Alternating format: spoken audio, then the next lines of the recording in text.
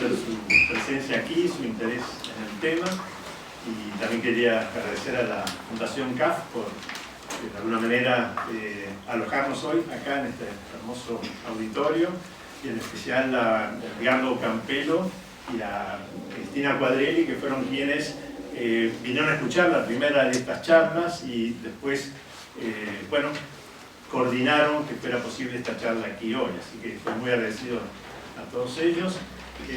También quería agradecerle a mi familia, porque durante el año y medio que me obsesioné con este tema, realmente me tuvieron que soportar más que de costumbre.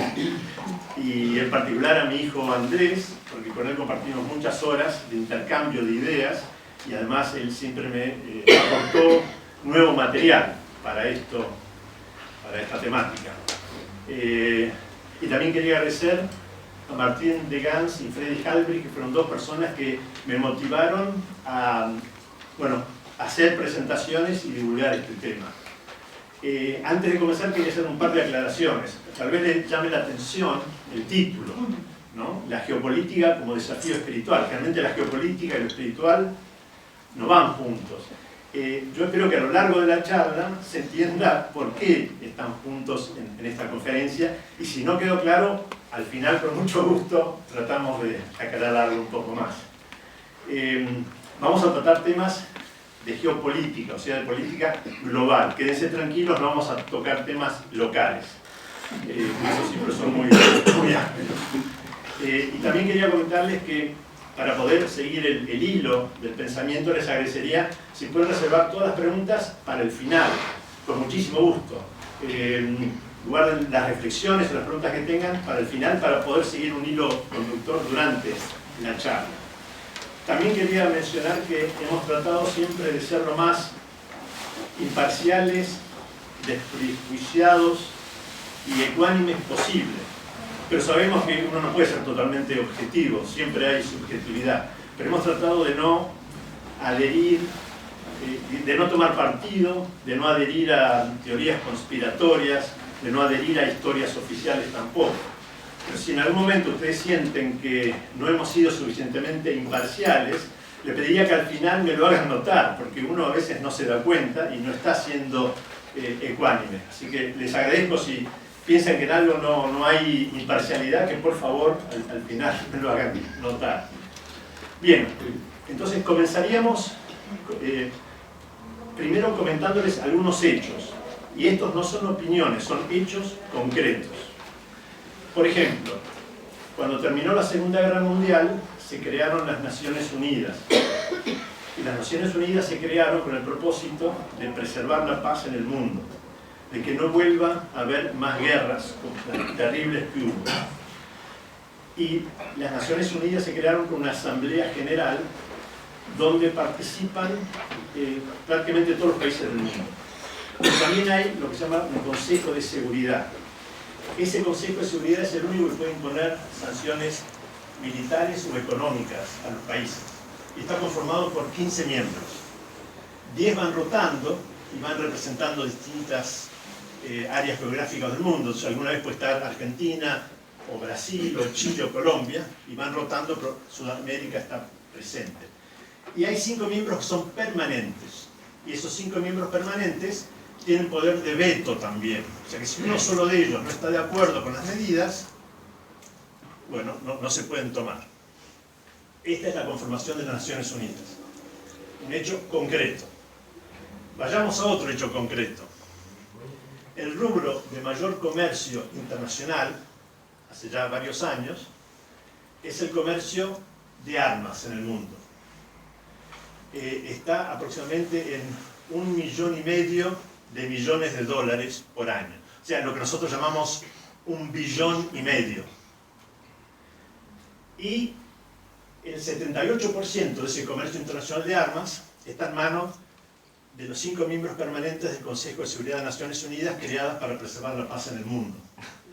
O sea que ya uno empieza a ver, parecería que hay una contradicción en eso, pero son datos concretos, son hechos, no son opiniones, son hechos. También hay que hacer notar que estas armas que se venden y que venden los 5 miembros permanentes de Naciones Unidas, se venden a países que están denunciados por Naciones Unidas por no respetar los derechos humanos. Y en algunos casos que están incluso en conflicto con los miembros del Consejo de Seguridad de Naciones Unidas. O sea, en ese sentido parecería que el mercado de armas es muy democrático, porque nadie queda afuera, ¿no? Por otro lado, también hay que hacer notar que acá hay una especie de círculo vicioso, porque en la medida que las potencias venden más armas a otros países, esos países se van acercando al poderío económico de las grandes potencias. Entonces las grandes potencias se ven necesitadas de producir más armamento para ellos mantener siempre una brecha entre ellos y los demás. O sea, cuanto más venden a otros, ellos necesitan desarrollar nuevos armamentos y más cantidad para poder mantener esa brecha y poder tener un dominio en el mundo. Así que es un círculo vicioso. Incluso empezamos a dar estas charlas hace menos de 3 meses. Esta es la quinta que tocamos este tema. Y siempre se van agregando cosas nuevas. En menos de 3 meses surgen cosas nuevas. Y esta misma semana sucedieron 2 cosas que tienen que ver con el mercado de armas.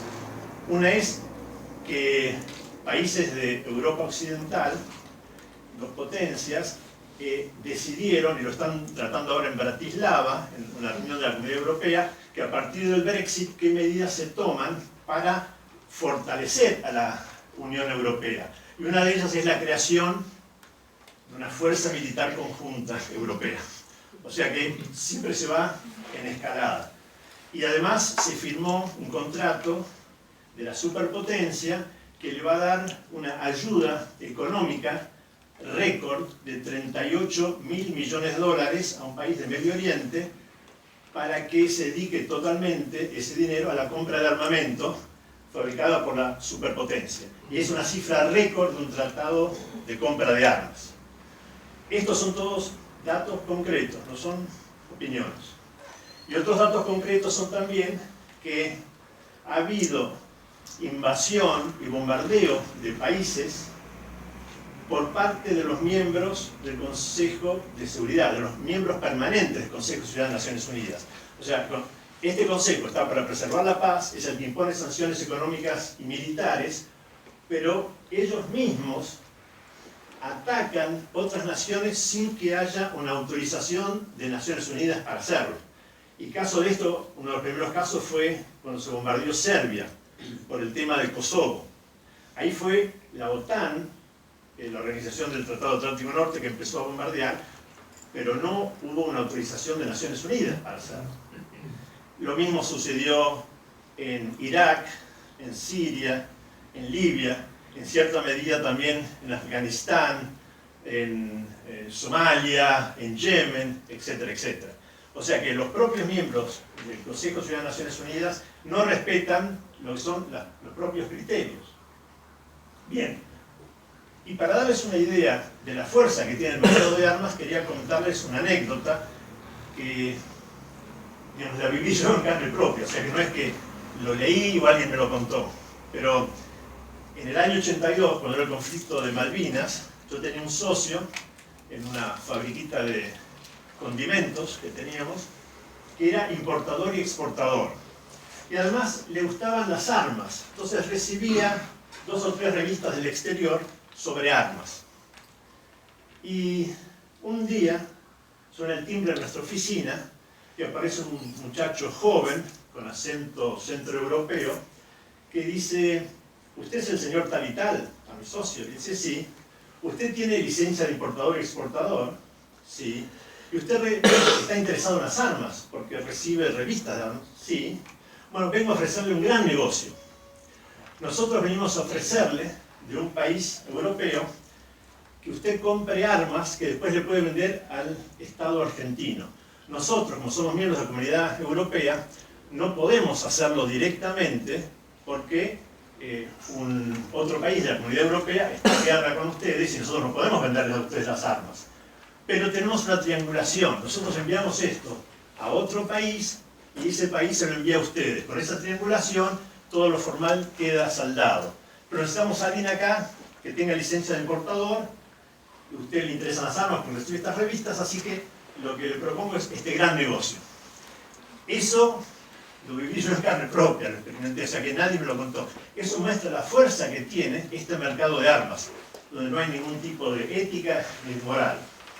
Y hay un catalán que ha creado la banca ética en España, tal vez lo hayan escuchado, Joan Melé, que él relata algo que yo no pude comprobar, pero realmente lo que hizo Joan Melé es cierto. Y él dice que cuando la superpotencia estaba en guerra con Irak, un periodista le preguntó al presidente de la superpotencia: ¿cómo puede ser que ustedes están en guerra con Irak y además le están vendiendo armas a Irak? ¿Cómo uno le vende armas a su enemigo, con el que está en guerra? Y la respuesta del presidente fue: momentito, no hay que mezclar la guerra, la política, con los negocios. Eso muestra a las claras la fuerza que tiene este mercado de armas. Bien, vayamos a otros hechos ahora. Después del atentado terrorista de las Torres Gemelas, se decretó la guerra al terror. En inglés es War on Terror, que es la guerra al terror. A veces cuando se traduce al castellano se dice guerra al terrorismo o guerra a los terroristas, pero en realidad es guerra al terror. Y, claro, uno lo puede entender, con un acto terrorífico como el de las Torres Gemelas, uno puede entender que se desate esta guerra al terror. Pero veamos algunos datos. ¿Dónde están la mayor cantidad de víctimas de actos terroristas? Cuando hablamos de actos terroristas no hablamos de guerras civiles, no hablamos de bombardeos o de invasión de países. Estamos hablando de personas que ponen una bomba en un lugar o que van a un lugar con un chaleco lleno de explosivos y lo hacen detonar, o ametrallan indiscriminadamente a la gente. Esos son actos de terrorismo. Bueno, los 12 países que más víctimas tienen por terrorismo están todos en Medio Oriente, en Asia y en África. No hay ningún país, digamos, occidental que esté entre los 12 mayores que tiene víctimas por actos de terrorismo. Y los 6 países que más víctimas tienen, que están en Norte de África y Medio Oriente, reúnen el 75% de todas las víctimas por terrorismo. O sea que nos da una idea de dónde están las víctimas del terrorismo. Otro dato concreto es cuántas personas mueren por actos terroristas comparados con otras causas. En una semana mueren más personas en el mundo, en una semana, por accidentes de vehículos automotores que en un año por terrorismo. En una semana mueren más personas en el mundo por cáncer de pulmón que en un año por terrorismo. En una semana mueren más personas de SIDA en el mundo que un año por terrorismo. Lo mismo, también acá hay algunos médicos, pero por mala praxis médica en el mundo mueren por semana más personas que en un año por terrorismo. Por diarrea infantil, en una semana mueren más personas, etcétera, etcétera. Todas estas causas en una semana, cada una de ellas, produce más muertes que el terrorismo en un año. Pero los presupuestos que se utilizan en el mundo para tratar de minimizar las muertes por estas otras causas, si uno une todos esos presupuestos de todas esas causas diferentes, son una infinitesimal parte de todo lo que se gasta en la guerra del terror. Para poner las cosas en su perspectiva. Incluso el presidente de la superpotencia ha dicho que en su país mueren más personas por resbalarse en la bañadera que por actos de terrorismo. Que mueren más personas en su país por atropellar venados en el bosque que por actos de terrorismo. Y ni mencionar la cantidad de personas que mueren por suicidios en el mundo, que está incrementándose y que no se da a conocer para no crear psicosis. Pero los presupuestos que se utilizan en el mundo para tratar de minimizar estas causas de muertes humanas no tienen nada que ver con lo que se utiliza para luchar contra el terrorismo. Esto para ubicarlo en otro dato concreto, y primero hay que dar la fuente, porque si no uno puede pensar que es información tendenciosa, pero un profesor de la Universidad de Chicago un profesor de Ciencias Políticas Internacionales formó un instituto que se llama la Comisión del Proyecto sobre Seguridad y Terrorismo. Y con sus estudiantes llevan estadísticas de los atentados suicidas en el mundo. Y descubrieron cosas muy interesantes. Hay una correlación entre los ataques, bombardeos e invasiones a países de Medio Oriente y Norte de África, y luego de eso empieza a haber algunos ataques suicidas en algunos lugares de Occidente. O sea, los ataques suicidas son precedidos por bombardeos, por agresiones a otros países. Y lo que ellos encuentran es que la manera en que los grupos que no tienen poder militar como para enfrentarse con otros, cuando se ven agredidos, recurren a estas modalidades salvajes del suicidio, pero que es la manera que tienen de tratar de luchar en contra. Y muchas veces se adjudica a los grupos terroristas musulmanes el haber iniciado este tipo de actividades. Pero estas son muy anteriores a la emergencia de estos grupos. En realidad se originaron en los años 80 en Sri Lanka, donde los tamiles, que se querían separar del resto de Sri Lanka, ante la disparidad de fuerzas entre lo que era el gobierno de Sri Lanka y ellos, comenzaron a usar estos ataques suicidas. Ese fue el origen. Y hubo más víctimas por ataques suicidas en Sri Lanka que hasta ahora por ataques suicidas de los grupos musulmanes. Esto para colocar todo en perspectiva. Otro dato concreto es que después de varios ataques del Estado Islámico, el secretario de Estado de la superpotencia declaró al Estado Islámico un Estado genocida. Y uno lo puede entender cuando se han visto videos de las atrocidades que cometen. Otro dato concreto es que después de la Guerra del Golfo y antes de la invasión de Irak, en los años 90, se le habían impuesto a Irak sanciones económicas, además de militares. Y esas sanciones no permitían la importación de productos. Y funcionarios de Naciones Unidas comenzaron a denunciar que se estaban muriendo mucha gente, especialmente niños, porque no había elementos con los cuales purificar el agua y tampoco medicamentos para contrarrestar la diarrea infantil. Esto lo denunciaron funcionarios de Naciones Unidas, que al no recibir suficiente eco renunciaron a sus puestos.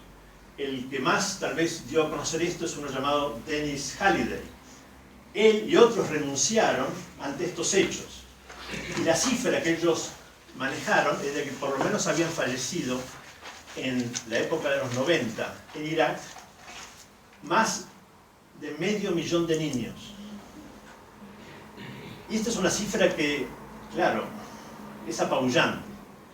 Y entonces no se le dio mucha publicidad, mucha difusión a esto, pero llegó a los oídos de una entrevistadora de una de las cadenas principales de televisión de la superpotencia, en una entrevista con la que entonces era la representante de la superpotencia de Naciones Unidas, le pregunta: ¿hemos escuchado una cifra de más de 500.000 de niños que mueren en Irak por las medidas, por las sanciones?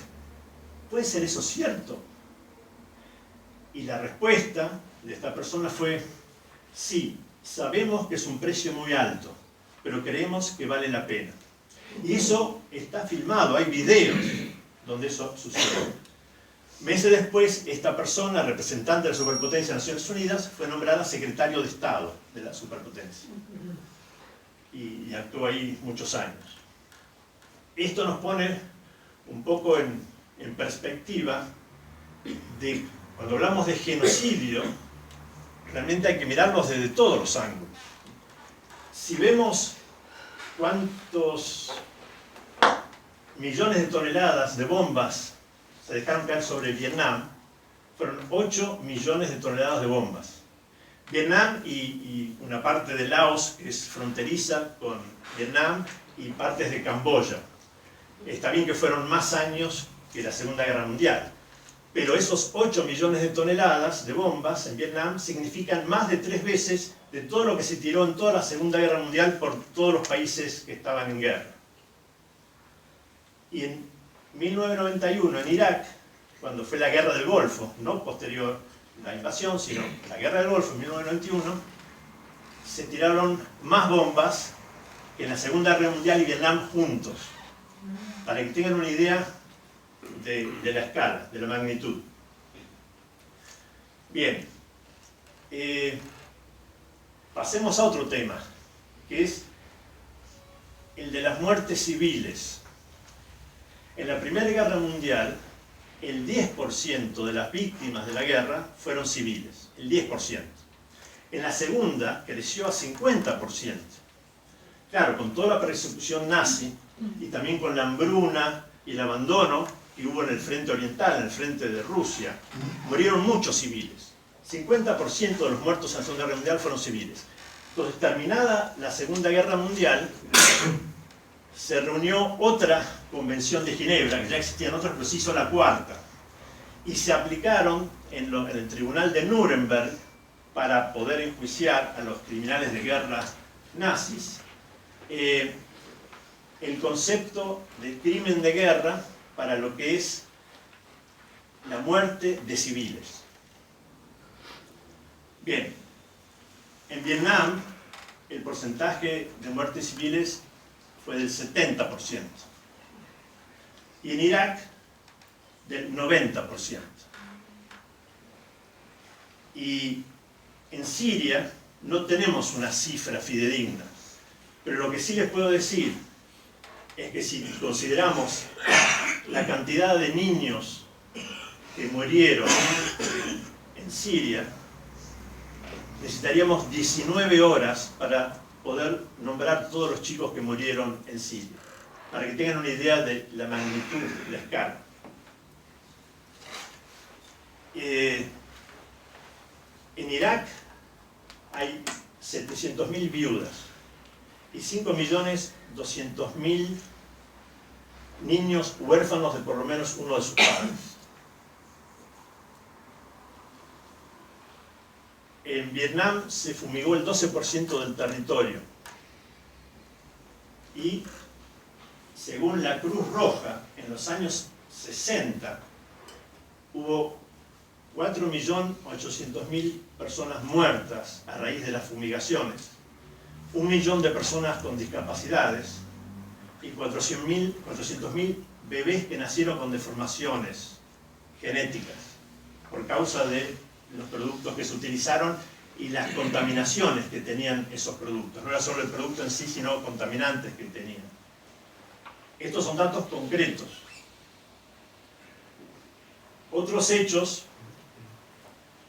tienen que ver con que en el año 2009 el general Petraeus de la superpotencia reconoció que en Irak, en Afganistán, no se estaban aplicando las convenciones de Ginebra.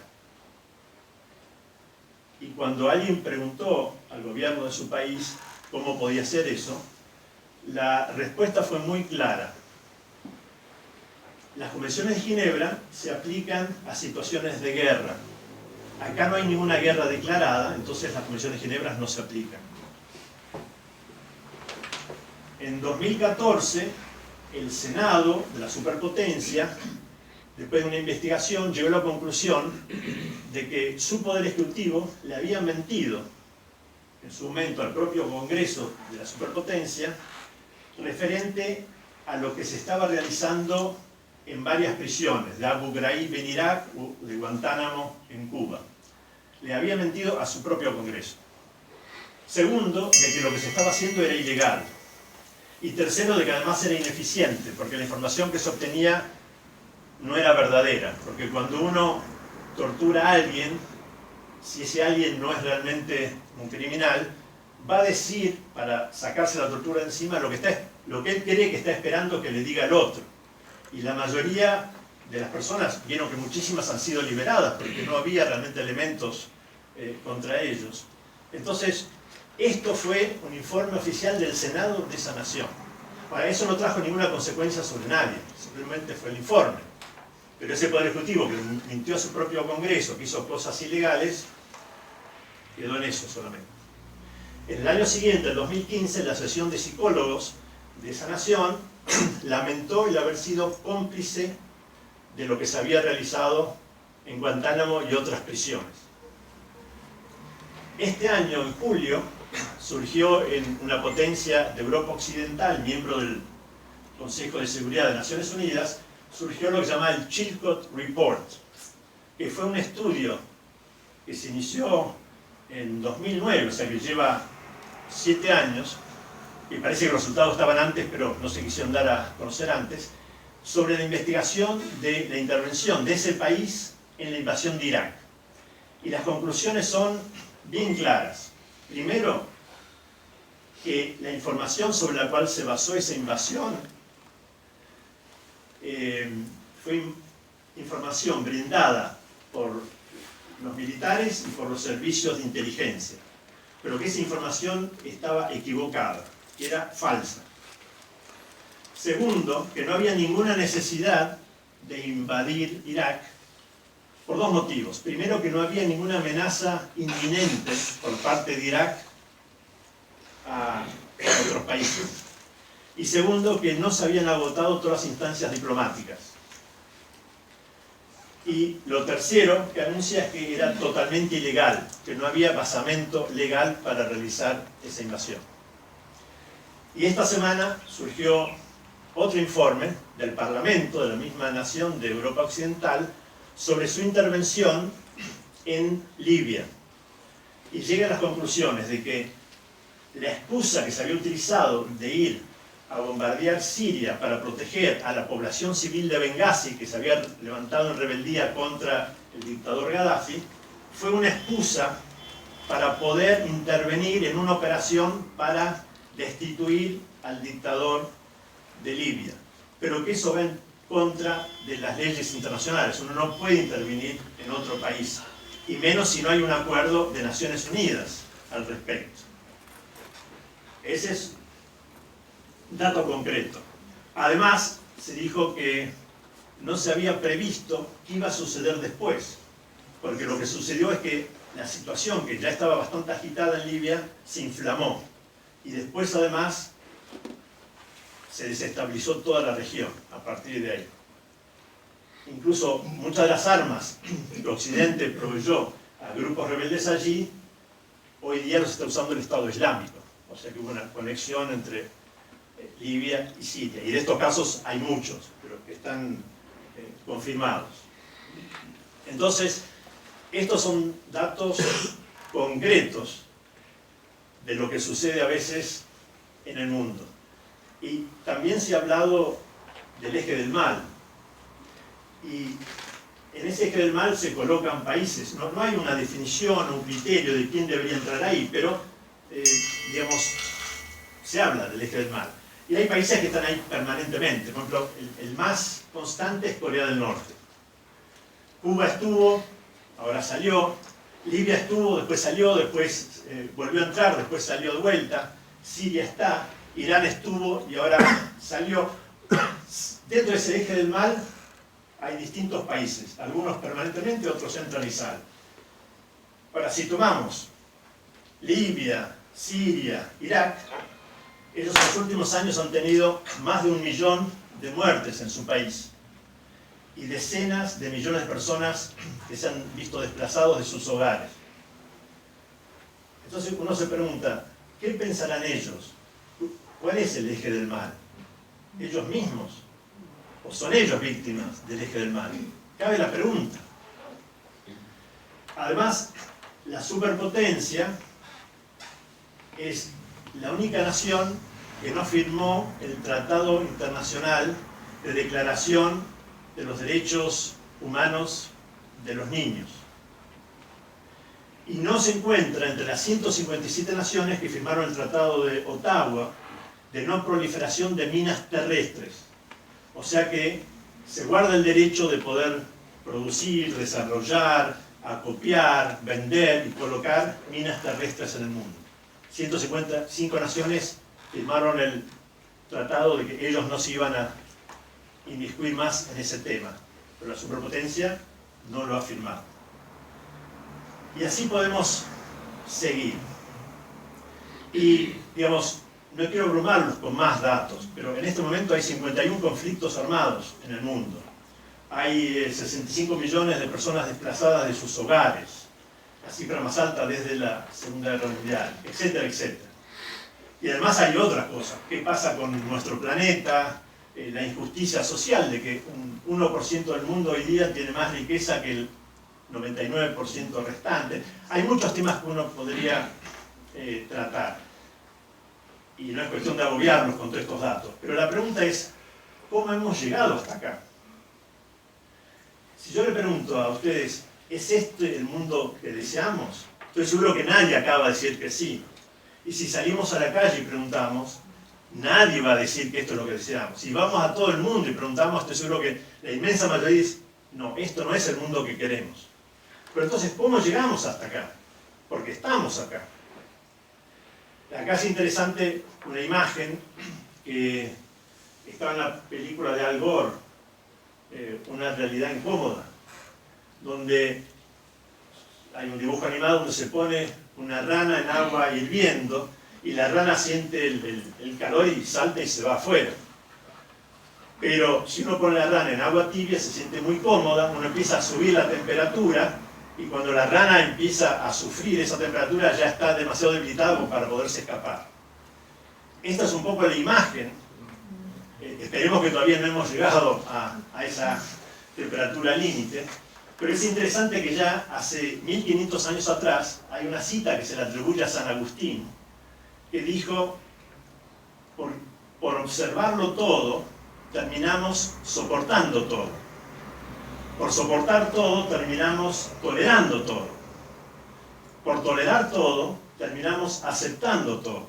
Y por aceptar todo, terminamos aprobándolo todo. Y eso un poquito es lo que queremos que ha ido pasando. Entonces la pregunta es, bueno, ¿cómo puede ser esto? Y creo que es importante que veamos cómo nosotros nos vamos formando. Y nos vamos formando con la información que recibimos. Y la información que recibimos está manejada, más que nada, por dos grupos. O los estados, o grandes conglomerados empresarios. Es interesante cómo esto se ha ido concentrando en el mundo. En el año 1983, en la superpotencia, el 95% de la información está manejada por 50 empresas de noticias. En el 2003, 20 años después, el 95% de la información en la superpotencia está manejado por 6 grupos. O sea, que se habían ido concentrando. Y algunos de ellos, todos están, digamos, relacionados con grandes grupos de poder económico. Y algunos de ellos están relacionados con las empresas que producen armamento. Entonces, es lógico que quien brinde información la brinde mirando a sus propios intereses. Pero nosotros somos quienes recibimos esa información. Entonces, ¿cómo es esa información que recibimos? En primer lugar, es muchísima. Es un bombardeo de información. Nosotros hoy en un minuto recibimos más información que una persona de la época colonial en toda su vida. O sea, tenemos un bombardeo de información. ¿Y qué pasa con este bombardeo de información? Por un lado, nos apabulla, nos confunde. Y es muy difícil discernir lo realmente esencial de lo anecdótico, de tanta información que hay. Hay que estar muy presente para poder distinguir, para poder discernir qué es lo esencial y qué es lo anecdótico. Pero además, mucha de la información es distractiva o distractora. No sé bien, ninguno de los dos figura en la academia real, pero creo que distractora es más común que distractiva. Pero hay información, por ejemplo, sobre la farándula. Hay información sobre los deportes. Y no es solo el resultado de un partido de algo, sino todo lo que se teje alrededor de eso. Y hay muchos relatos de crímenes y de epidemias. Y todo eso realmente nos distrae de las cosas realmente importantes. Así como hay armas de destrucción masiva, hay armas de distracción masiva. Y además, mucha de esa información nos produce miedo, nos atemoriza. La cantidad de crímenes, de epidemias, de amenazas de distinto tipo, nos infunde temor. A veces también la información es parcial. A lo mejor no es falsa ni errónea, pero es una parte solamente de la realidad. Y acá, por ejemplo, podemos dar algunos ejemplos concretos. Acá tenemos a alguien que ha ido muchas veces a la Antártida, así que no me va a dejar mentir. Pero si acá trajéramos un mapa de la República Argentina, en la esquina inferior derecha habría una imagen del sector antártico argentino. Es un dato concreto. Ahora bien, ahí nos explica de que Chile también tiene, digamos, un reclamo sobre un sector que es casi la totalidad en común con el de Argentina, se sobrepone, apenas está desplazado un poquito hacia el oeste. Y que Gran Bretaña tiene el pedido de un sector que abarca prácticamente a los dos. Entonces, la información que tenemos ahí es parcial. Pero además no se nos dice que la Argentina en los años 60 firmó el Tratado Antártico Internacional, fueron los primeros signatarios, que la Secretaría de ese tratado funciona acá en Argentina, y que Argentina ahí estuvo de acuerdo y lo volvió a refirmar 40 años después, cuando se revalidó este tratado, de que mientras dure este tratado, todos los países que lo han firmado no van a estar reclamando ningún territorio sobre la Antártida. O sea, queda literalmente y muy apropiadamente congelado todo pedido de territorio sobre la Antártida. Es así. Ahora, todo esto son datos de la realidad, pero a veces se nos da una parte solamente. Entonces, cuando recibimos una parte de la información, nosotros vemos siempre ese sector y pensamos que es el sector argentino.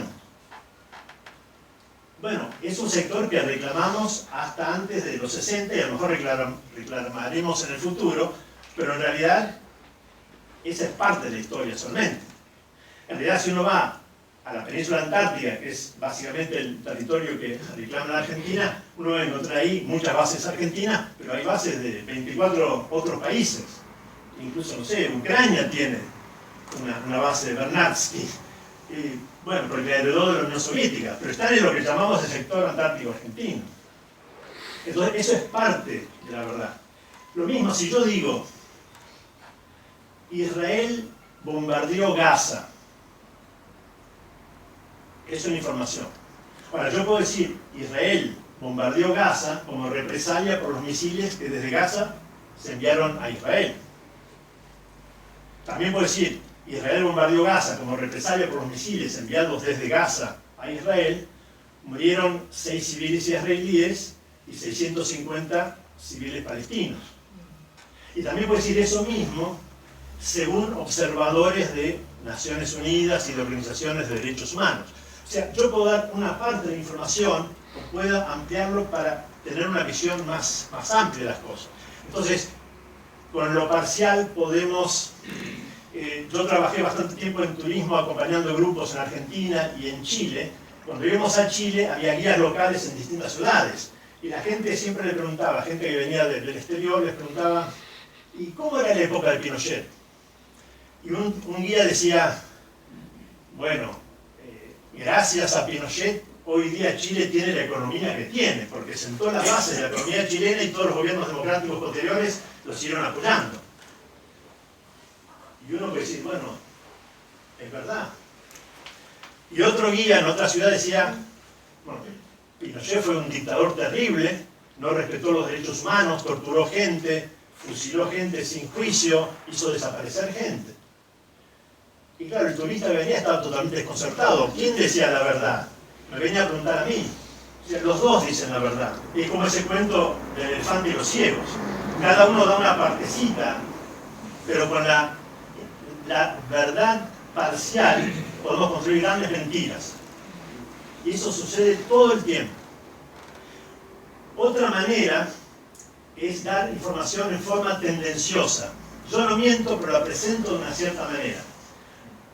Yo recuerdo hace 2 años, San Lorenzo de Almagro jugó la final de la Copa Interclubes contra el Real Madrid, en Marruecos. Y ganó Real Madrid 2-0. Los diarios de Argentina decían: San Lorenzo puso férrea resistencia al Real Madrid, que apenas lo pudo vencer en el segundo tiempo por 2-0. Los diarios de España decían: el Real Madrid fue ampliamente superior a San Lorenzo de Almagro, lo venció por un engañoso 2-0, podría haber sido goleado. Los dos estaban diciendo lo mismo, terminó 2-0 el partido, pero según como yo lo presento, puedo ser inducido a pensar de distintas maneras. Y acá hay un cuento que me parece muy propicio. Parece ser que un rey tuvo un sueño, y el sueño era de que él perdía toda su dentadura. Lo llama a un sabio de su corte y le pregunta: por favor, ¿cuál es la interpretación de este sueño? Y el sabio le contestó: lo lamento mucho, Su Alteza, pero esto quiere decir que toda su familia va a morir. Lo hizo llevar a la plaza y darle 100 latigazos. Llamó a otro sabio a la corte, le relató el mismo cuento, y el sabio respondió: lo felicito, Su Alteza. Este sueño quiere decir que usted va a sobrevivir a toda su familia. O sea, es lo mismo presentado de distinta manera. Y vemos la diferencia que puede tener. Y yo estoy seguro que si el día de mañana se lo ve al presidente Putin caminando sobre el Mar Negro, los diarios de Rusia van a decir: nuestro presidente hizo un milagro. ¿Y qué van a decir los diarios en Occidente? Putin le tiene miedo al agua. El mismo hecho presentado de distintas maneras. Esto es la manera en que se puede presentar la información en forma tendenciosa. Otro tema es cuando ya se tergiversa la información. Puede ser que un hecho haya sucedido, pero yo culpo a alguien que no fue el responsable de ese hecho. Y un caso típico fue el atentado terrorista de Atocha en Madrid, en la estación de trenes. Ahí hice la primera reacción del gobierno, que tenía un poco de cola de paja porque había sido uno de los países que había estado en la alianza que había invadido Irak y tenía miedo de las represalias, porque el 85% de la opinión pública de España estaba en contra de eso, pero igual lo hicieron. Y había elecciones ese fin de semana. Enseguida dijo: este ataque fue de los vascos, de los terroristas vascos. No le funcionó porque, si bien los partidos de oposición no podían actuar porque ya había veda por las elecciones, pero la gente, a través de las redes sociales, se congregó en las plazas para protestar y desenmascarar que lo que había sucedido en realidad por toda la operatoria era claramente no de los terroristas vascos, sino de los terroristas musulmanes, y después se comprobó que realmente era así. Entonces sucede un hecho, pero yo invierto la causa del hecho. Otra cosa parecida es cuando hay un hecho y yo lo produzco, pero se lo culpo a otro de eso. Y el caso ya que es histórico fue cuando hubo una guerra a principios del siglo XX entre la superpotencia y España. Había un buque de la superpotencia en el puerto de La Habana y sufrió la acción de una mina submarina que se le colocó. Y eso fue razón para declarar la guerra a España.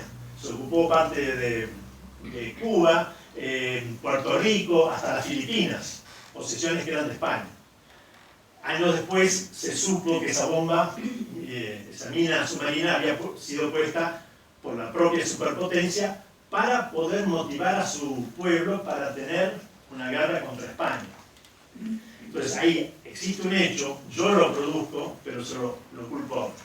Y después está la información que es totalmente falsa. Y esta información, por ejemplo, los casos típicos son que cuando se invadió Afganistán, el secretario de Defensa de la superpotencia fue llamado a una entrevista en un canal de televisión de su país, y él fue con unas grandes diagramas donde mostraba cómo los talibanes y Al-Qaeda, Bin Laden, tenían en las montañas de Afganistán grandes refugios con cañones antiaéreos, con entrada y salida de tanques, con hospitales, con comedores, en fin, un refugio impresionante. Y cuando el locutor le pregunta, pero esto es increíble, la respuesta del secretario de Defensa era, y no hay solo uno de estos, hay muchos de estos. Bueno, después de 15 años todavía no se ha descubierto ninguno de ellos. Y peor aún, cuando el secretario de Estado de la superpotencia fue a Naciones Unidas en el 2003 a mostrar por qué había que invadir Irak, mostró fotos satelitales de dónde estaban las armas de destrucción masiva de Saddam Hussein. Y además lo apoyó en información de inteligencia de aliados y en comunicaciones que habían interceptado de oficiales del ejército iraquí. Después de 14 años todavía no se ha descubierto ninguna arma de destrucción masiva en Irak. O sea, ahí, de una u otra manera, se miente descaradamente. Se dice una cosa por otra. Esa es ya la mentira llana. Entonces, otras maneras de influenciar en la opinión pública es a través de la creación de contexto. Entonces, las citas fuera de contexto crean un contexto equivocado. Entonces, yo puedo decir, el Corán incita a la violencia, si tomo algún párrafo del Corán. Pero también, si tomo párrafos del Antiguo Testamento o del Nuevo Testamento, también voy a encontrar lo mismo si lo tomo fuera de contexto. Si yo digo ojo por ojo, diente por diente, o Jesús que dice tomar la espada de doble filo, está hablando en realidad, refiere a la palabra. Pero uno lo puede interpretar fuera de contexto como que, bueno, hay que ir a luchar con las mejores armas que tenemos. Otra cosa es la consulta a expertos. Y en todo el mundo hay lo que llaman los think tanks, tanques o bancos de expertos. Y cuando hay cualquier noticia de cualquier parte del mundo, se recurre a ellos para que den su opinión sobre lo que sucede en un lugar. Y estos organismos que están creados a veces por académicos universitarios y muchas veces por ex funcionarios de empresas de armas y por ex miembros de los servicios de seguridad, que muchas veces después de participar de estos bancos de expertos vuelven a sus cargos originales, dan información. Y claro, uno le escucha la noticia y son los expertos. Entonces, ¿cómo uno no le va a creer a lo que ellos dicen? Un caso que fue flagrante es cuando uno de ellos dijo que sí, que el Islam promueve la mutilación genital femenina. Y si uno ve, ¿cuál es el país del mundo con mayor población musulmana? Es Indonesia. Ahí no se practica esta práctica. No hay ningún pueblo del Medio Oriente donde se practique. Hay algunos pueblos de África donde se practica. Y algunos son musulmanes, pero algunos también son cristianos o animistas. O sea que la mutilación genital femenina, horrenda como es más bien un tema étnico y no religioso. Entonces, un experto en la televisión le dice, esto es lo que promueve el Islam, crea un contexto totalmente equivocado. Otra manera de crear contexto es con las etiquetas o los rótulos. Entonces, si por ejemplo, yo digo, los japoneses durante la Segunda Guerra Mundial, después los chinos, los soviéticos, los vietnamitas, han torturado a la gente. Pero cuando yo lo hago, y esto es literal, son técnicas enriquecidas de interrogatorio. Y esto es así, es concreto, técnicas enriquecidas de interrogatorio. Cuando lo hace otro, es el asesinato de civiles inocentes. Cuando lo hago yo, es daño colateral. Entonces, claro, yo escucho daño colateral, parecería que no son personas, es daño colateral. Hablar de personas muertas, civiles, inocentes, es distinto a hablar del daño colateral. Esto del eje del mal es otro rótulo. No hay ninguna definición, no hay ningún criterio, pero yo puedo incluir ahí a todos aquellos que piensan distinto a mí. Y ya está, es el eje del mal, y ese país está incluido ahí, parte del eje del mal. Otra cosa interesante es cuando se dice, vamos a imponer la democracia. ¿Qué quiere decir imponer la democracia?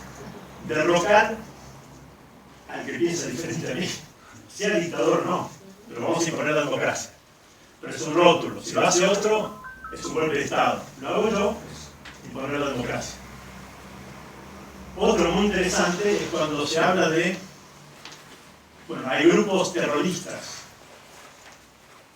terribles, pero los que yo apoyo son rebeldes moderados. Y eso es real, se utiliza en las noticias permanentemente.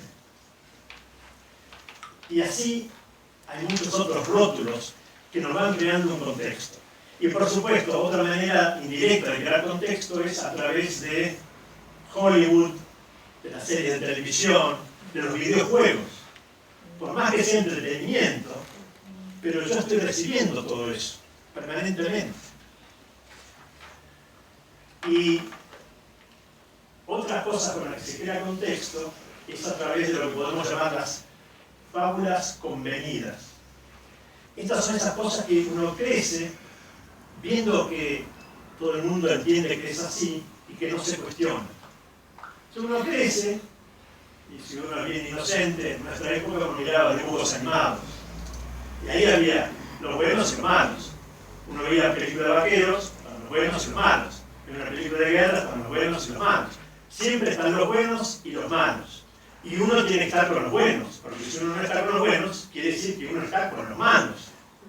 Entonces yo, si no estoy a favor de la invasión de Irak, quiere decir que estoy a favor de Saddam Hussein. Se presenta esta falsa dualidad, como que hay solamente dos posibilidades. Algo que sueño, puedo contar que me pasó a mí, que yo estaba haciendo el ingreso a la Facultad de Ciencias Exactas cuando fue el desembarco de los Marines en Vietnam. Ya saben qué edad tengo, más o menos. Y ahí, cuando se produjo esa invasión, la facultad se dividió en dos grupos, los que estaban a favor y en contra. Los que estaban en contra del desembarco de los Marines en Vietnam eran catalogados de comunistas. Unos meses después recibí una beca para ir a estudiar a Estados Unidos, desembarco en la universidad en California. A los pocos días hay una manifestación en la universidad donde iban la mitad de mis compañeros y la mitad de los docentes a demostrar en contra de la guerra de Vietnam. Yo me agarré la cabeza y dije, uy, este lugar está lleno de comunistas. Pero eso es lo que crea estas fábulas convenidas. Y creo que una de las fábulas convenidas más terribles que hay es esto de que solamente hay dos posiciones. Y creo que algunos ejemplos pueden ser interesantes. Si una persona es muy calculadora, está siempre viendo qué ventaja puede sacar de todo y piensa mucho antes de actuar, uno puede decir que ahí hay algo de mal. Pero después está la otra, que es muy visceral y que reacciona espontáneamente, y uno también puede decir que ahí está el mal. ¿Y dónde está el bien? El bien está en el equilibrio entre los dos, en no ser ni un extremo ni otro. Y de alguna manera, si uno está más cerca de un extremo que del otro, un poco de lo contrario ayuda a equilibrarnos. Entonces, esto de decir hay solo un par de opuestos es una de las grandes trampas que nos va presentando la vida. Y por ejemplo, para dar otro ejemplo conceptual, uno puede decir, ¿cuál es lo contrario de la cobardía? Y estoy seguro que la mayoría va a decir el coraje o la valentía. Sin embargo, si uno lo estudia bien, el contrario a la cobardía es la temeridad, es el que arriesga sobremanera. Y la valentía sería el equilibrio entre la cobardía y la temeridad. ¿Se entiende el concepto? Creo que es fundamental porque en el mundo nos está pasando eso. Hay que tomar partido. Y el tomar partido termina siendo que, por tomar partido, uno va a justificar todo lo que hace aquel por el cual uno tomó partido y no va a poder ver nada positivo en el otro, porque ya estamos repartidos. Eso, estoy hablando del mundo en general. Si hay alguna coincidencia con nuestro país, puede ser, puede ser. Permiso.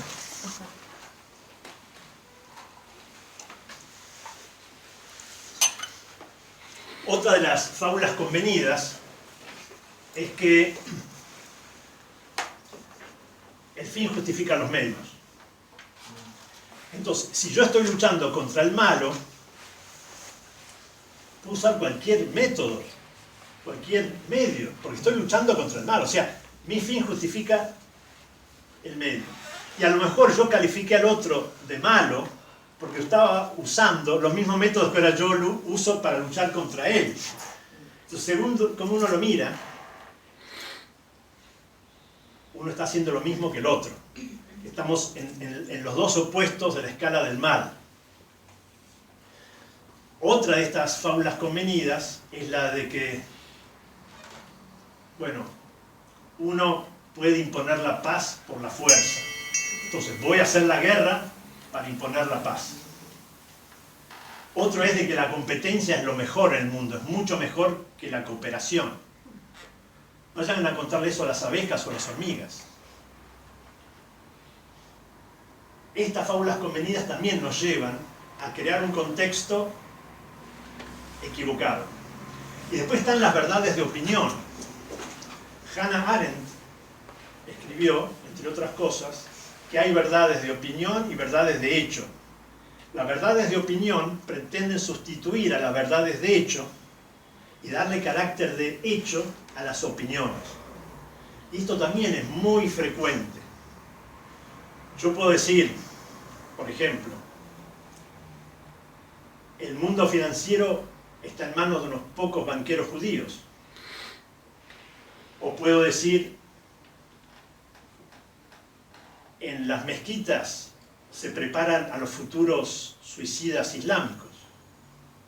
Bueno, puede ser que haya un banquero judío, puede ser que en una mezquita se preparen yihadistas, pero de ahí hacer estas generalizaciones son opiniones que por repetirlas se transforman en supuestos hechos y nosotros los recibimos, y si lo dice un experto, más todavía.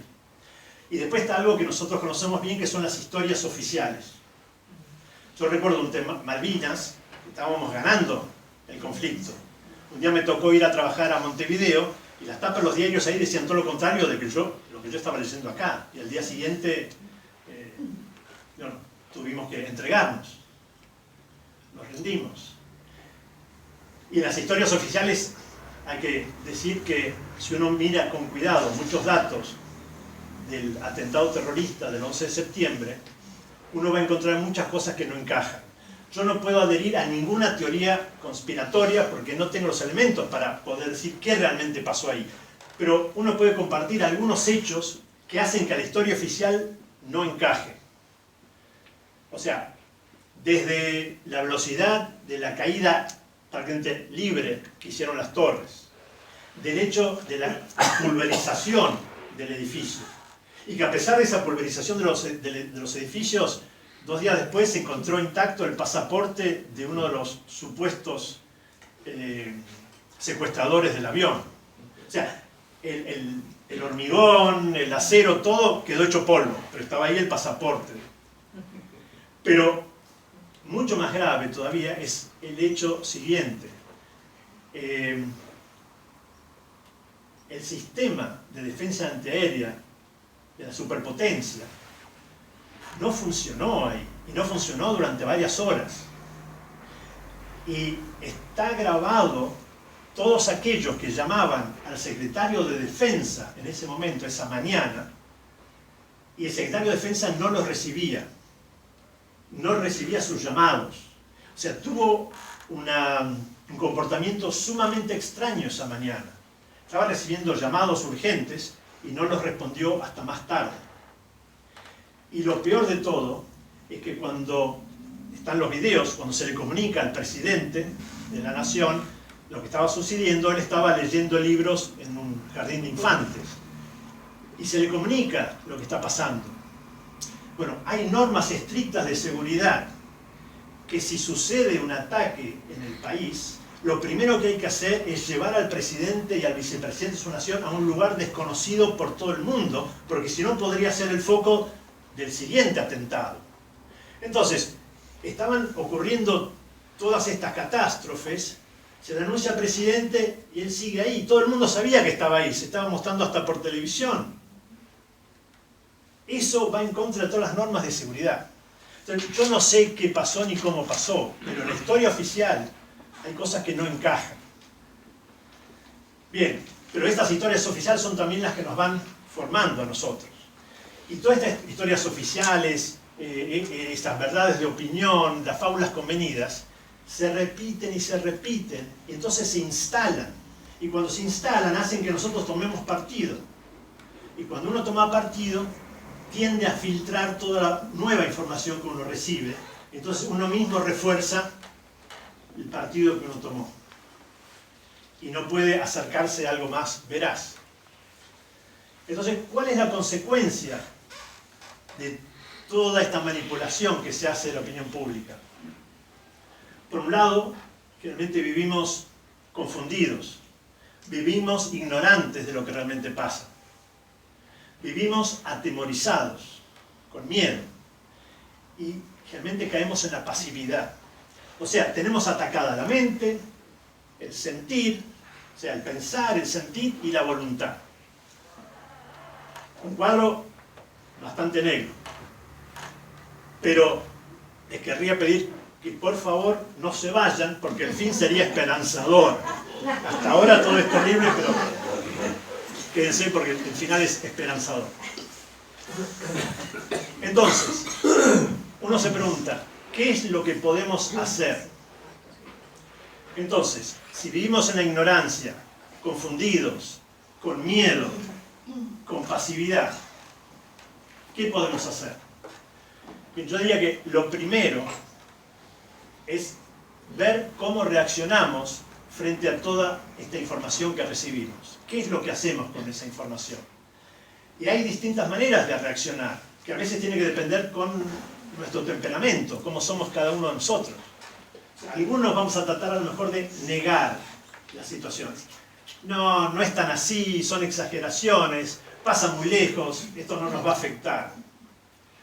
Otros a lo mejor podemos enojarnos y chillar, quejarnos, gritar, hacer manifestaciones, señalar con el dedo a los culpables.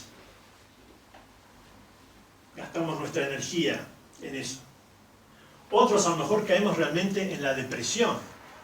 Decimos, esto es terrible, esto ya no lo arregla nadie, no se puede hacer nada. Bajamos los brazos. Y otros directamente podemos a lo mejor resignarnos. Bajamos los brazos, no hacemos nada. Entonces, uno puede ver que si uno es de un temperamento más bien colérico, uno va a tener la tendencia a enojarse. Si uno es más bien melancólico, va a tener la tendencia a deprimirse. Si uno es más bien sanguíneo, va a tener la tendencia a negar las cosas. Si uno es más bien flemático, va a tratar de resignarse. Por eso el Talmud dice, no vemos las cosas como son, las vemos como somos. Ahora, estas maneras de reaccionar, que algunos a lo mejor reconocen que tienen que ver con lo que Elizabeth Kubler-Ross detectó en nuestra reacción ante la noticia de que tenemos alguna enfermedad grave o terminal. Pasamos por esos estadios. Acá creo que es algo parecido, pero falta una posibilidad, que yo diría que es la de la aceptación activa. Si yo me resigno, estoy aceptando la situación y la considero tan grave que bajo los brazos y digo, yo no puedo hacer nada, es así, ¿qué le vamos a hacer? Y no hago nada, bajo los brazos. Y en el filo de la navaja está la posibilidad de asumir una posición de aceptación activa o aceptación responsable, que sería decir, sí, las cosas son así y tengo que aceptarlas. Porque el presente es consecuencia básicamente del pasado. Si yo niego el presente, estoy negando el pasado. El pasado ya fue y el presente ya es. Y si me quedo negando el presente, no puedo trabajar para el futuro. Si acepto el presente, pero no bajo los brazos, puedo trabajar para el futuro. Y esto es lo que yo llamaría, para separarlo, diferenciarlo de la resignación fatalista o negativa, esto lo llamaría la aceptación responsable o activa. Y uno puede decir, bueno, ¿qué puedo hacer para poner esto en movimiento? Lo primero sería decir, miro el mundo, veo lo que pasa en el mundo y me pregunto, ¿esto vive en el mundo? ¿Yo soy inmune a todo esto? ¿Eso que yo veo en el mundo no pasa también por mí? Todas estas fuerzas que están actuando en el mundo, ¿no pasan por mí también, de alguna u otra manera? O sea, si a mí me disgusta la mentira, el engaño, la violencia, a lo mejor no miento abiertamente, pero cuando quiero convencer a mi mujer o a alguien en el trabajo de algo, a lo mejor le presento la información parcial o tendenciosa. Y eso es lo mismo que yo detesto del mundo, lo estoy haciendo yo. O a lo mejor cuando voy caminando por la calle o manejo mi auto, a lo mejor no me pongo a pelear con alguien. A lo mejor ni siquiera digo una palabra. Pero internamente, a lo mejor tengo un acto de violencia solamente por pensar de cierta manera por alguien que se me cruzó enfrente o alguien que me golpeó en el subterráneo con el codo. ¿En qué medida nosotros no somos también parte de eso que hay en el mundo? Uno se puede hacer esa pregunta y a partir de ahí decir, bueno, pero ¿con qué herramientas contamos para hacer algo? Si tenemos que reconocer lo que hay en el mundo que nos disgusta y que puede ser que nosotros estemos contribuyendo en nuestra medida, el examen retrospectivo al final del día es una herramienta maravillosa para detectar aquello en nosotros que es eso que nosotros queremos o querríamos desterrar del mundo. Descubrir en nosotros lo que hay, que está en el mundo presente. Y después la meditación, especialmente la meditación discursiva, sirve para profundizar en aquello que nosotros detestamos de nosotros mismos. Y la meditación afectiva sirve para cambiar los hábitos. Los momentos de detención sirven para no dejarse llevar por la vorágine. ¿Sí? Paro un momento, miro qué es lo que me está motivando, qué es lo que me está moviendo, y puedo tomar distancia. Pero si yo me dejo llevar durante todo el día sin frenarme, no va.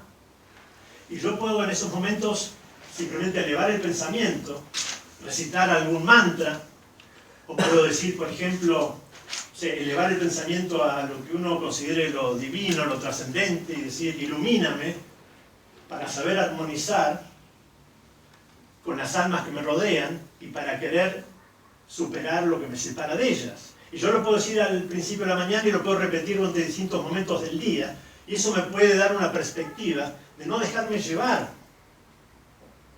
por todo lo que me está actuando a través de mí también, y que es lo que veo en el mundo. O sea, hay una ida y vuelta entre el mundo y nosotros. El mundo es un reflejo de nosotros, nosotros somos un reflejo del mundo. Es una ida y vuelta, no es una relación que va en una sola dirección.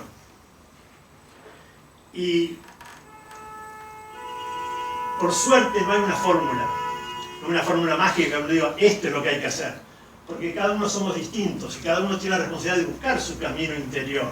Y cada uno, por su temperamento, por su experiencia de vida, va a necesitar trabajar sobre distintos aspectos de sí mismo. Entonces no hay una fórmula única, pero sí podemos decir que hay algunos aspectos fundamentales que seguramente son comunes a todos. Uno es, el primero de todos sería tomar conciencia de lo que pasa en el mundo. Segundo sería tomar conciencia de que eso no es deseable. Tercero, de que eso tampoco es inevitable. Después, tomar conciencia de cómo se nos trata de manipular.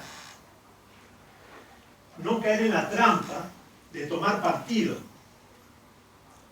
No caer en la trampa de divulgar o difundir basura. Llega tanta información que uno con buena intención la difunde y en realidad son parte de campañas, a favor o en contra de uno de otro.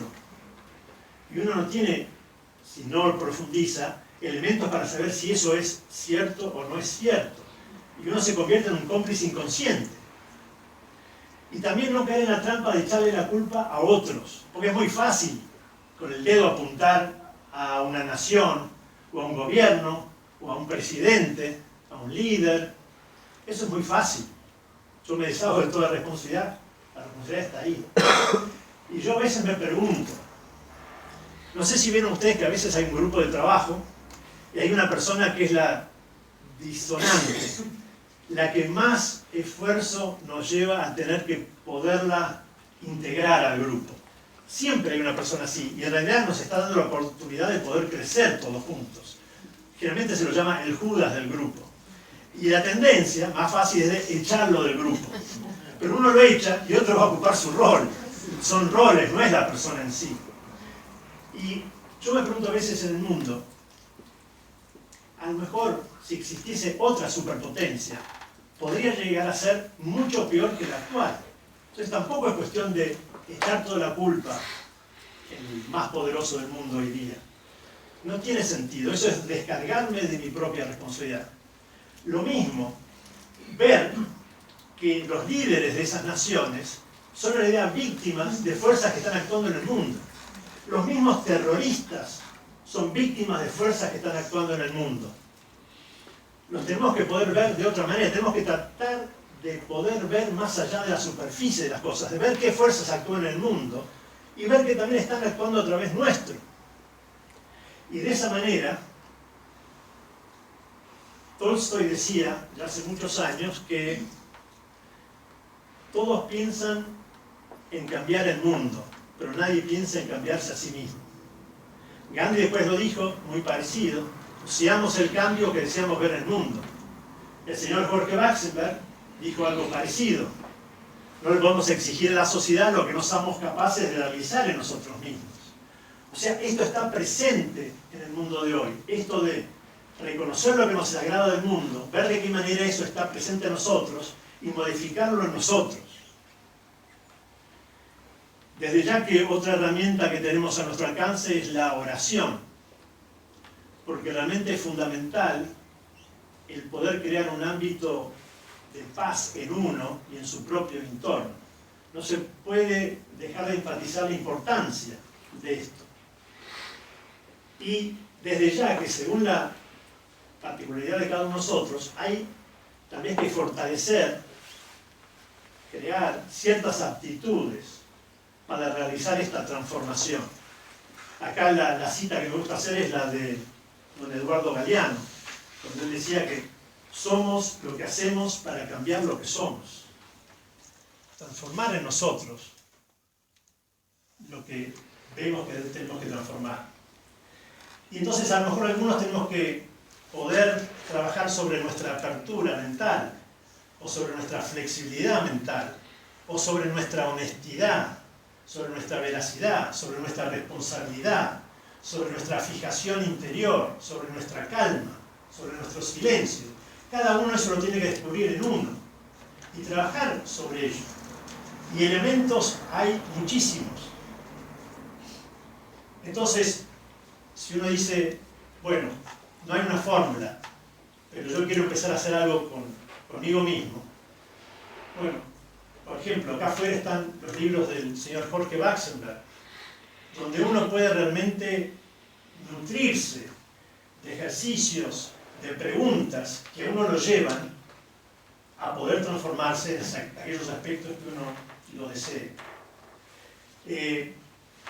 También si uno está interesado en conocer más de lo que pasa en el mundo, hoy día es muy difícil porque toda la opinión pública está realmente manejada, pero hay algunos autores que nos desenmascaran, desnudan parte de esta mentira y el engaño. Uno tal vez que pueden haber conocido es Noam Chomsky. Realmente él desenmascara muchas de estas cosas. Y otro es un periodista australiano que hace muchos años que vive en Australia, que vive ahora en Inglaterra, se llama John Pilger. Él fue de joven corresponsal de guerra en Vietnam. Cuando él vio que lo que se daba en las noticias era todo lo contrario que él veía en el campo de batalla, acá algo no encaja, y dedicó todo el resto de su vida a desnudar las mentiras que la opinión pública estaba difundiendo. Él, muchos de sus artículos no se le da difusión masiva. De vez en cuando algún diario publica algo, pero él tiene su página web, escribió libros, tiene películas donde da a conocer estas cosas. Después, si uno quiere interpretar los hechos, porque una cosa es poder ver los hechos, pero después hay que interpretarlos, es sumamente interesante que Rudolf Steiner, a fin del año 1916 y principio de 1917, escribió, o mejor dicho, dio 25 conferencias sobre lo que pasaba en la Primera Guerra Mundial y cuál era el trasfondo, los motivos de esa guerra mundial tan terrible. Y lo maravilloso es que uno lo lee y eso es totalmente aplicable el día de hoy, lo que está pasando por detrás de la superficie. Lamentablemente pocas de estas conferencias fueron traducidas al castellano, sí han sido traducidas al inglés y están en 2 tomos que se llama The Karma of Untruthfulness, que sería el karma de la mendacidad o el karma de la no veracidad.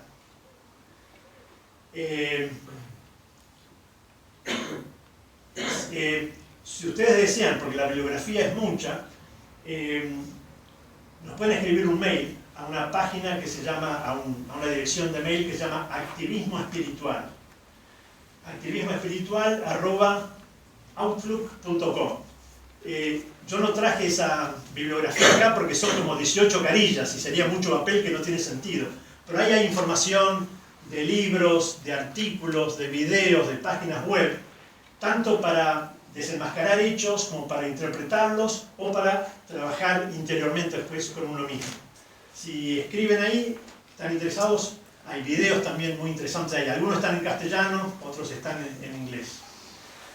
Y para ir concluyendo, lo que quería decir es que hay personas que ya están tomando conciencia de esto y haciendo algo con sus propias vidas. Y esto es lo esperanzador, que muchas veces no se difunde tanto. Pero hay gente que puede trascender esta falsa dualidad y trascenderla. Y hay muchos casos ya.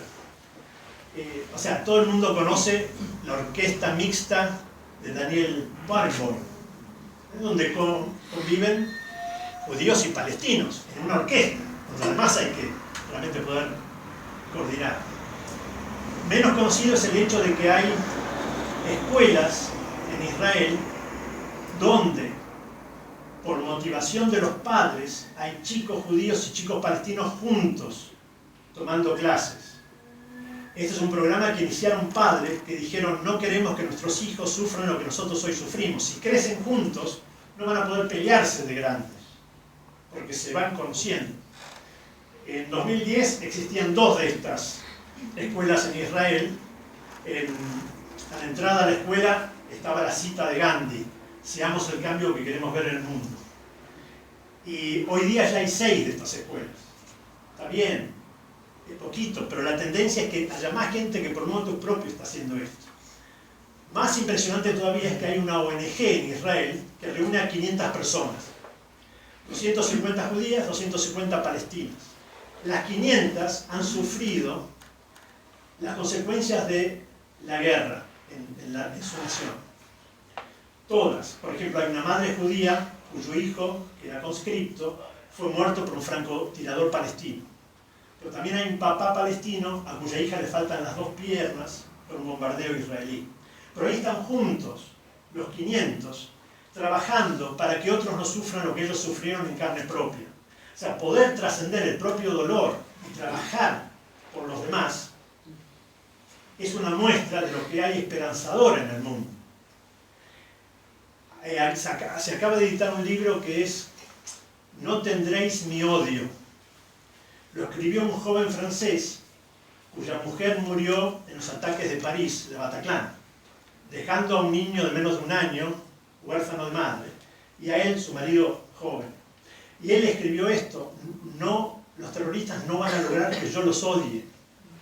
Está trascendiendo esta ansia de venganza, que es diferente a lo que hacen los gobiernos. Pero eso está dentro del campo de acción que cada uno de nosotros tenemos. Es nuestra elección qué hacemos con nuestra reacción. De la misma manera, y ha venido a Argentina una señora de Ruanda, Immaculée Libagiza. Ella estuvo más de 3 meses encerrada en un baño junto con otras 7 jóvenes ruandesas cuando los Hutus estaban produciendo el genocidio de los Tutsis en Ruanda. Estuvo ahí más de 3 meses. Y después de salir, se dedica a recorrer el país predicando la reconciliación. Pudo sobreponerse al hecho de que mataron a toda su familia. Fue la única que se salvó porque un pastor les escondió en este baño detrás de un ropero para que nadie viera que estaban ahí.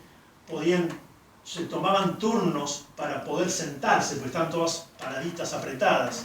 Solamente podían usar el baño cuando se usaba otro baño de la casa para que no se escuchara el sonido, pero se escuchaban las voces de los Hutus que estaban afuera matando a cualquier Tutsi que encontraban. Ha venido incluso a la Argentina a contar su historia personal.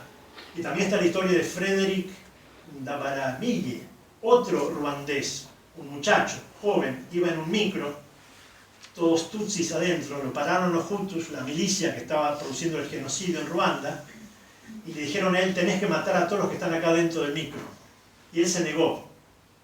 Entonces los mataron ellos a todos. Y a él, para castigarlo porque no les hizo caso, le cortaron las 2 manos con un machete no afilado y lo dejaron atado a un árbol para que se desangrara como castigo. Él pudo soltarse, llegó a una aldea donde había escondidas 2 monjas que eventualmente lo pudieron llevar a un hospital donde permaneció 6 meses en coma y después se recuperó. Y él hoy día recorre el país y otros países también predicando la reconciliación.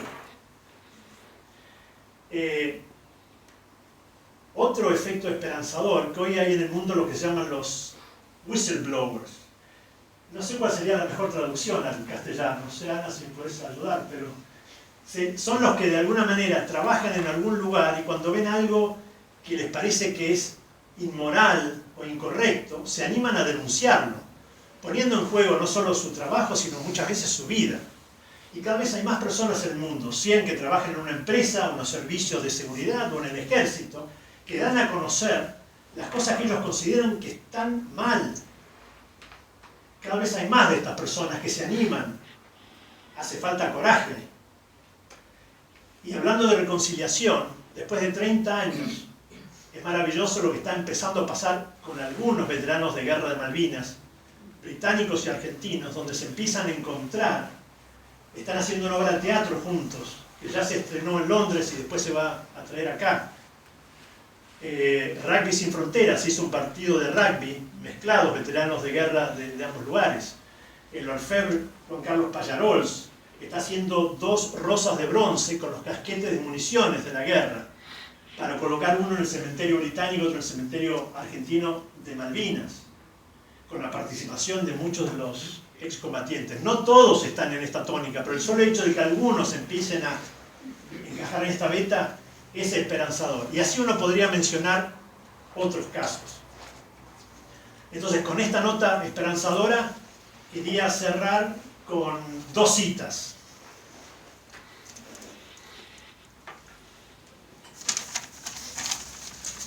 Una dice así: la auténtica verdad no es la verdad, sino el error trascendido. La verdadera realidad no es la realidad, sino la ilusión despejada. La auténtica pureza no es la pureza primigenia, sino la impureza depurada. Y lo verdaderamente bueno no es el bien original, sino el mal superado. Friedrich Beneš. Y la otra dice así: Cuando damos importancia a los problemas mundiales y ajenos, nos olvidamos rápidamente de nosotros mismos. Ese olvido nos permite comprender mejor nuestras reacciones y actitudes ante la vida y quienes nos rodean.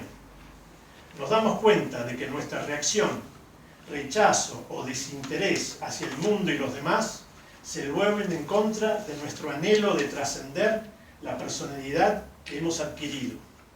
Esto está en el capítulo de las virtudes del libro de la mística, los estados de conciencia del señor Jorge Baxenberg. Bueno, y ahora si quieren, estamos abiertos a reflexiones de ustedes, a preguntas, todo lo que quieran.